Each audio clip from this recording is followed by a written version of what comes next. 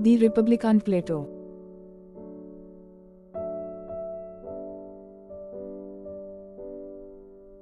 The true romance of the Republic is the romance of free intelligence, unbound by custom, untrained indeed by human stupidity and self-will, able to direct the forces, even of customs and stupidity themselves along the road to a national life.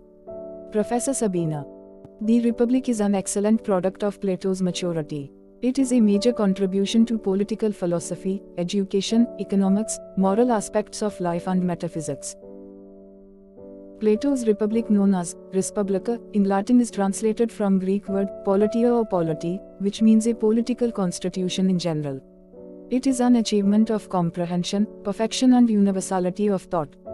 It presents a picture not of any existing state in Greek but of an ideal state, in which weakness of the existing states were to be avoided. Rousseau said, "The Republic is not a mere work upon politics but the finest treatise on education that ever was written."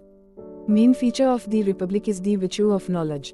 Plato was of the view that different classes and individuals had different capacities for the attainment of virtues. The labor class showed the least capacity. Philosophers were the best entitled to rule the state because of their superiority in virtue. Plato considered justice to be the supreme virtue and his ideal state be dwelt with it. We can say that the Republic is his masterpiece. Plato's Republic is the crowning achievement of art, science and philosophy. According to Baker, the mainspring of the Republic is Plato's aversion to contemporary capitalism and his great desire to substitute a new scheme of socialism. Criticism. The Republic contains a good deal of criticism on contemporary institutions, opinions and practices. The Republic represents a strong protest against the teachings of sophists and the existing social and political corruption. Plato stresses that state should not be an assembly of corrupt and selfish individuals but be a communion of souls, united for the pursuit of justice and truth, and also for the welfare of the people.